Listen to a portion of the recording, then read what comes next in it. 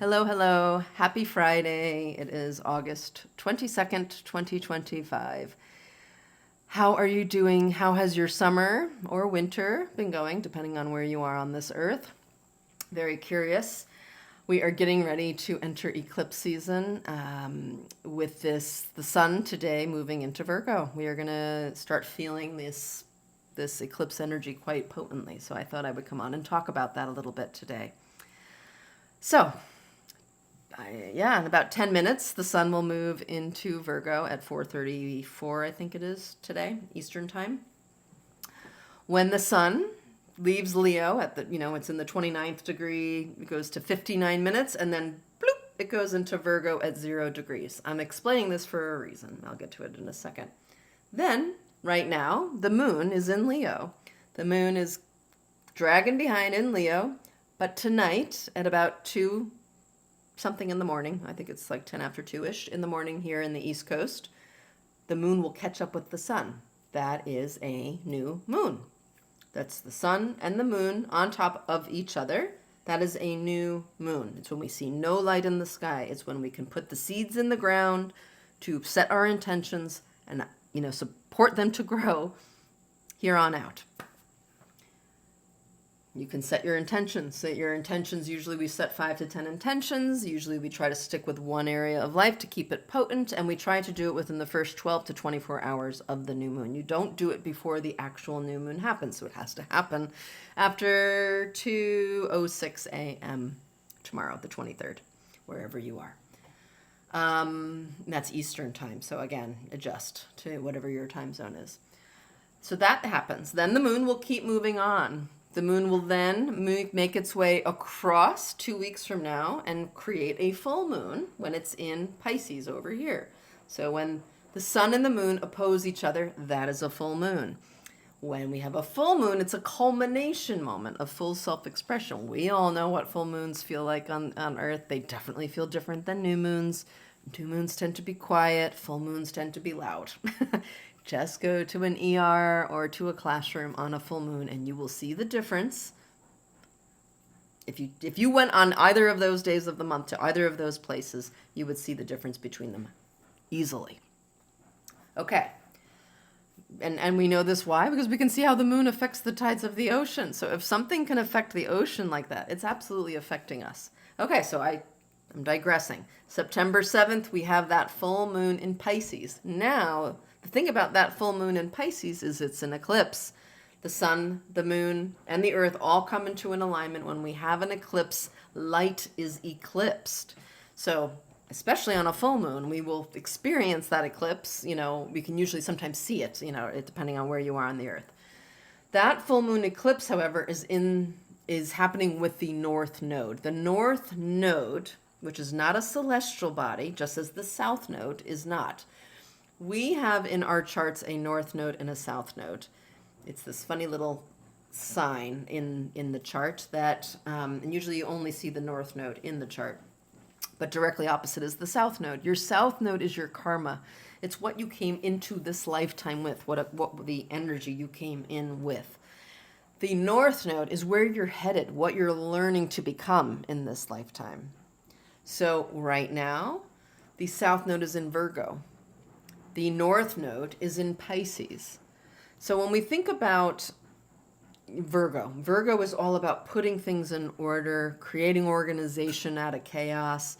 It is, interested in creating healthy habits and rituals every day. It wants to be of service. That's the nature of Virgo.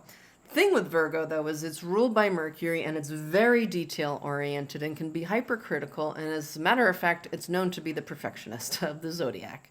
So they can be the ones that fail to launch, because they are always obsessed with trying to get it right before they do anything. They're thinking about it because they're ruled by Mercury, but they're not doing it. So that's one aspect of Virgo. Pisces, on the other hand, is a water sign. It's also mutable, like Virgo, and which means it's very flexible and adaptable and communicative, similar to Virgo. But the thing that it is a water sign, and it's much more emotional in nature, whereas the earth sign of Virgo is much more practical in nature. When we have the North Node in Pisces, it's about us becoming more compassionate. It's about us becoming more highly creative, not just creative like with the limitations we have down here on Earth. No, how can we like create from our dreams and like the boundaryless places or places that we cannot see, like from our imagination? When we talk about Pisces, we tend to think about mystical topics, and we talk about like music, and the healing effects of music. Like that's Pisces.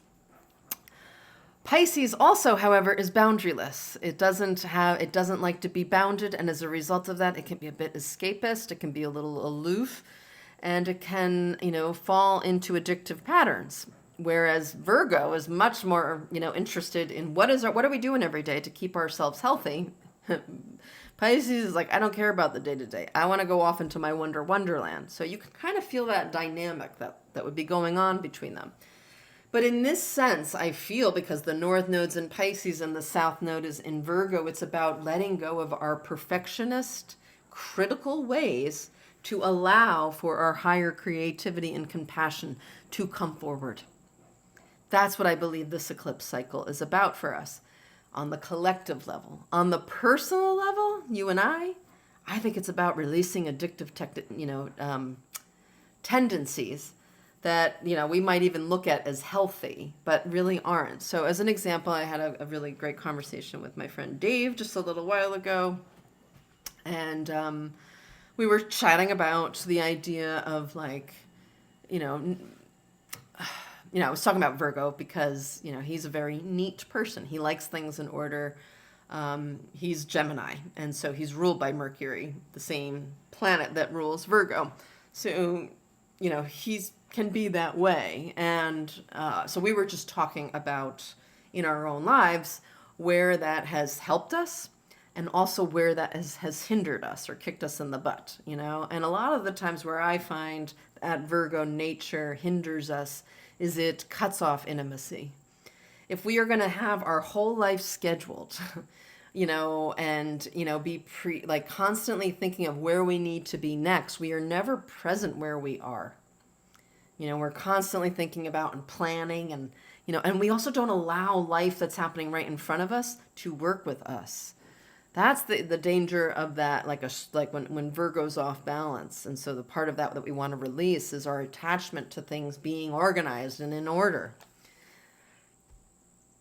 But I will say, the Piscean part of this is that we need to be mindful of escaping. We can't abandon the responsibilities that we have in Virgo, but we can't allow responsibility to take over our life so much so that we're not creative thinkers anymore, that we just get in line and do what we're told. No, we need to think critically about moments like having discernment, he and I were talking about an example, but just think of any circumstance, what you would do is going to vary depending on what the conditions of that circumstance are. Or for instance, you could even look at yourself like what annoys you and who annoys you. If someone else was doing the same thing but doesn't annoy you, why? What is that about? It's this part of us that can kind of start to, hyper focus on things, and then we become irritated and out of alignment, and then we are not present. And then when we're not present, we're looking to control things and, have, things be more predictable, because we don't like things feeling out of control and boundaryless. We like the bounds that's the earthly part of us. But there's a limit to the earthly bounds, and we're experiencing it as a species. There are limits to how much technology can help us before it starts to harm us. There are limits to how much we can, have free love, polyamory, before we start losing a sense of self, and our purpose and appropriate reflection back to ourselves. I'm not saying one is right or wrong. Everybody knows who they are, what they want and desire, but there are always going to be places where we're going to fall off and start, where we've gone past that sweet spot of support, And now something is no longer doing that. And we can actually get attached to it because we don't want to let it go, because we've come to know it as something that helps us. But, life keeps moving. And so we have to roll with that. We have to adjust ourselves, our habits, our way of thinking, our perspective with the way that life is bringing us forward. And there's no shortage of shifts and changes in the world I've grown up in. I grew up when people were still using rotary phones with wires. Me. I existed before there was the internet. Like I learned how to do life so differently than life is teaching me to do now. And I'm not saying that like life is saying go out there and use all that technology. No. It's not. It's actually asking me, how am I using the technology? Why am I using the technology? What is the purpose? Where is my consciousness in relationship to that? Is very important, because it's very easy to go, that line of healthy to addictive is very thin and very hard to see. Very hard to see, where we start to lose that sense of the purpose of something and turn to it as habit. And then suddenly it becomes this addiction, including our thought patterns and what we believe. We don't even allow ourselves to think beyond it. So as he and I were talking in our conversation, I just felt like, one of the most annoying parts of life is to have finally figured out how to master something only for everything to evolve and change and it to no longer be applicable. That's what life is. It's a living, breathing thing, different from one moment to the next. And yet we are a species that is being, in a variety of ways. We seek comfort in controlled settings. We seek comfort in ritual. But if we are not aware of the fact that we are in a time that is requiring us to transform, to create, to bring in new things, and to absolutely let go of things, then we need to have our creative sense online for that. And we can't always follow the leader, because that leader could be corrupt. So that's what I believe these eclipses during this 30-day period, while the sun is in Virgo, is going to have us, it's going to have us look at it and look at where we have been afraid to step forward. And we've allowed fear to stay in place and to keep doing these rituals that are actually becoming harmful. For me, I've really noticed it with technology. For myself, particularly as it relates to social media and being on screens. I always used to pride myself on having 20/20 vision, and that I always dreamed of being a pilot. And that, as long as I've got this vision, I can become a pilot. And it's been the last, I'd say 30 days, I've noticed more eye strain and more blurriness, like where I've got to do a little bit of this than I've ever done before. Now, in my family, I've gone the longest without glasses of any form, I think. My brother, I'm not sure if he wears them or not. But anyway, at least beyond my parents, I've surpassed my father. He got his at 40. So I pride myself on being able to keep my sight, but I'm realizing that this habit of being on tech and looking at screens is now impacting my goal to keep my eyesight, as good as it possibly can. So I need to adjust. So what do eclipses do? They help us adjust. Eclipses are here to make changes during unstable times, because we will not do it ourselves a lot of the time. If it were that easy, we'd all be doing it. And most of the time, change comes from hardship and from crisis and trauma. That's what usually gets us to change, because we can't tolerate what we're doing anymore. So where are you experiencing that in your life right now? Because when eclipse season rolls around, that's what it's, I believe, trying to help us do, is release something no longer serving us. Okay, so let's back up to tomorrow morning and this new moon. It is going to be squaring Uranus. Uranus is the planet of sudden change, liberation, freedom, go your own way. When something squares anything, it's pushing and creating tension for development.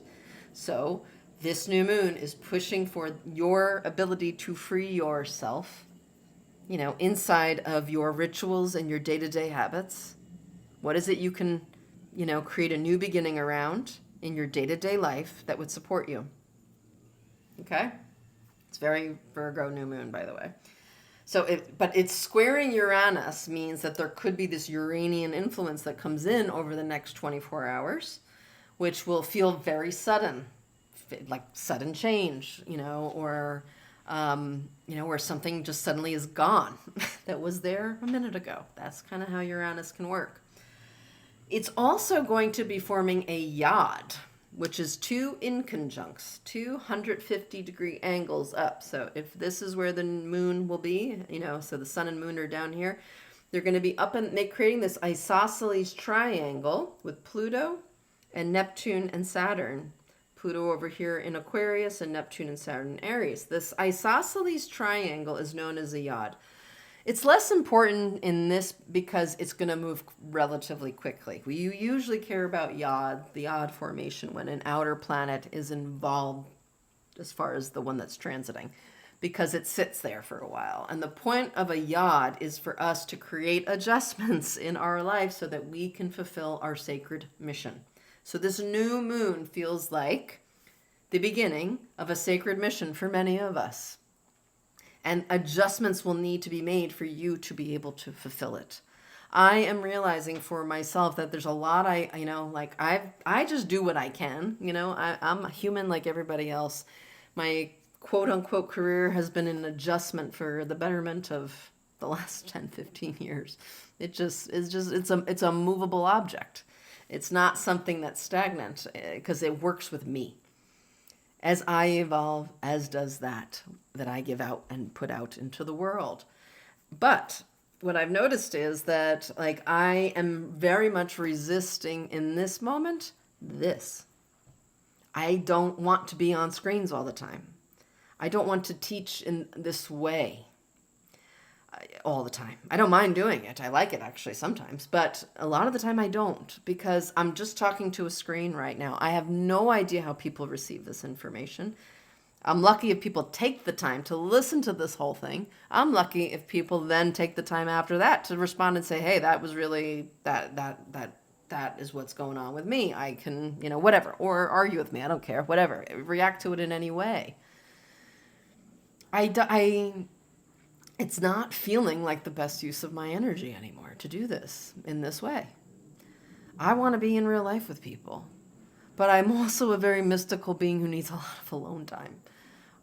All of my downloads come in when I'm alone, so I have to work on balancing this. So I believe that's what these eclipses are going to be doing with me, is figuring out how can I show up day to day and retreat for my mystic self, where I need to be, because I am a hermit and I require that alone time to be able to do this. If I don't do that, I will not do this, at least not in an effective way.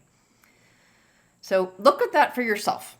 Then we fast forward, by the way, so we have our first new moon tomorrow. It's going to be squaring. It's going to be having these adjustment periods. Then we have the full moon, which is going to be illuminating something, but doing it during an eclipse, which means more adjustments being made. In the Pisces part of your chart in particular, September 7th, write it down. Then we are going to have the second eclipse on the 21st, and it will be at 29 degrees Virgo. So it's the finishing end of this story that's starting tonight, essentially. The 0 degree through the 29th degree. What is the Virgo chapter? And all of that's going on in this 30-day period, which is a lot. I think this is probably one of the most active parts of the year. The other thing that will happen during this 30-day period is Uranus is going to turn retrograde. It's the only outer planet that's not been retrograde. It just moved into Gemini. It's going to stop and turn around. I think that's interesting, being that it's involved with this new moon. I think it's interesting that it's always in formation with the other outer planets in what we call a minor triangle. So anything that enters Libra or Virgo in particular, anything coming through here, creates a kite formation, especially when it enters Libra. But if it enters into Virgo, it creates these, yod formations. So adjustments. So it just feels like, because Mercury's going to come around, soon. Venus and Mars. Mars already went through, but Venus is going to come through as well. So all the planets kind of have to go through this rite of passage, that this kite formation. I just feel as if, like, to me, it kind of feels, because this is also, by the way, the midpoint of this eclipse cycle. So it's the premier part of the story. And it feels to me like it's really time for you to choose the way you're going to do your life going forward. What conditions, what structures needs to be built, which ones need to be taken down, and what role will you play? Who are you? That's the now. And looking at all the ways that are not you, including the ways that you escape you through drugs and alcohol and porn and doom scrolling, and all the ways that you consume. Look at all the ways that you consume rather than create. Rather than like approaching a relationship as a creative experience, most people are now, treating it as like a project where there's expert advice out there that everybody's supposed to follow, to a T and do. No. Yeah, there's great advice out there. There's great guidance out there. There's great principles to follow, and values to follow, and great perspective. Don't get me wrong. But the thing that I'm getting really annoyed by are methods and systems. Because they only work for a certain amount of time, and then they won't work because things keep changing. And the most annoying part of life is to have mastered something only for it to realize that it's going to change. Now, that doesn't mean you shouldn't master something. It actually is exactly the reason to master something, but you should not master something at the cost of everything else in your life. And I have a feeling that many people have been doing that. Whether they're doing that with their career, whether they're doing that through parenthood, whether they're doing that through their health, like sports is a very good example. There is such an imbalance going on with youth sports right now. It's hard to watch on the outside looking in, because it looks good to be active. It looks good to be in team sports, but not at the cost of family time on Sundays, not at the cost of, social engagements, not at the cost of being able to just lay in the grass and look up and do nothing. Kids don't do that anymore. They don't have time. You know how many times I've heard kids say, I don't have time for that? Kids should not be thinking about time at all. That's the Virgo shadow. It's to be so organized that everything is scripted. And then there's like nothing worth living for. And this is why when I did the video I did last September, I did it with emphasis and exaggeration, because honestly, I believe we are going to see so much death, and death, through self, because of how imbalanced our states of being will become, because we will continue to try to follow old systems and programs in a new world with new conditions. You gotta let go, and you gotta step in. You gotta let go, and you gotta step in. The urgency is on you. You're the one who determines the urgency of that. Only you know for yourself. There is nothing urgent. Time doesn't exist the way we think of it. But there's going to be a yearning, which is different than urgency. Yearning is like there's something inside of me that's just like craving and wanting and desiring an experience or a way of living or a way of being. And it's hungered by that. That is different than let me feed and consume and give myself so much that to the point where I'm so overwhelmed with information, I don't know how to move forward. Virgo's the researcher. That's how it approaches things. It's going to go out and get all that information and bring it back, but it's not going to be as skilled at just like, learning to take action through an embodied self, someone who has had a life of experiences, and through those embodied experiences is making choices from that place. The right or wrong about it is up to you. Like if you're looking to become an athlete versus someone who's looking to become, a nun or some type of monk, those paths are so different. You would never follow the same. You wouldn't be following the same guidelines, and shouldn't be. Luckily, this world is loaded with all kinds of people, and should be, because that's how we learn to choose who we want to be. A lot of times the choice of who we are comes from what we are seeing out there and going, nope, don't want that. Nope, I don't want to live that way. Nope, I don't want to have children in that kind of way, but I would consider it over in that kind of life. We're choosing our living experience. That's a choice. It's free will. There's no way, and there's no system to follow, including your governments. We are going to have to learn how to not listen to everything they say, and instead claim the life we choose to live and have them respond instead. What our imbalanced society does now is it likes to generally follow orders, because at some point, we experience something good from that, which was to be lazy and free and not have to think about certain things. That's great. Everybody loved the Obama years because a lot of people went right to sleep during those years. They felt comfortable. There was lots of reasons not to be during that period. Lots of reasons not to be. But when something looks good and, is presenting, I don't know anyone I would say Barack Obama is probably one of the, most eloquent speakers we've seen of any president. He's very charismatic that way. Great orator. What's going on behind the scenes? That is what we want to be paying attention to. However one is presenting is not the important part in this sense. What's going on behind the scenes is all this flashy stuff of urgency that you'll see come across your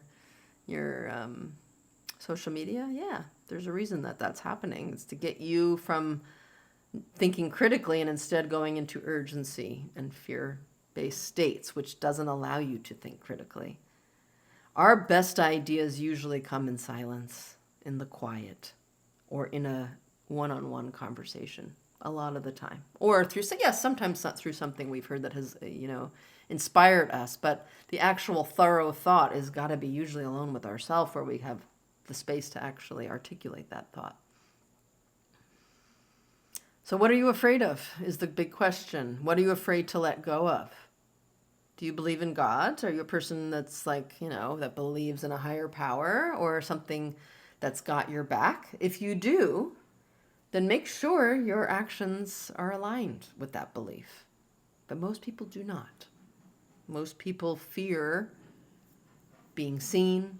They fear taking action and being wrong. They don't want to make a mistake. They don't want to be called out. They don't want to waste time. They don't want to lose efficiency. What is efficiency? Efficiency to being a slave? There's an efficiency to being a slave, yes. But why are you trying to be efficient as an artist or a creator? Is a better question. There's no room for efficiency inside that process. So I think that's part of what these eclipses are trying to point out to us. So it's going to be a big month. I would take the time to set your intentions, and I would absolutely take the time to organize yourself and your affairs, and in particularly the affairs in your life that you have been ignoring, particularly the details, because that's what Virgo is going to focus on, the details, and I can guarantee you these eclipses are going to likely bring up details you were hoping would stay buried, potentially. Okay, I think that's all I got for now. This was a long one. I didn't mean for it to be long.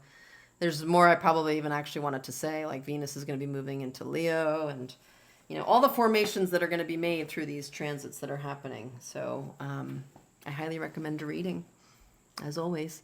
So feel free to be in touch if you'd like to have a reading.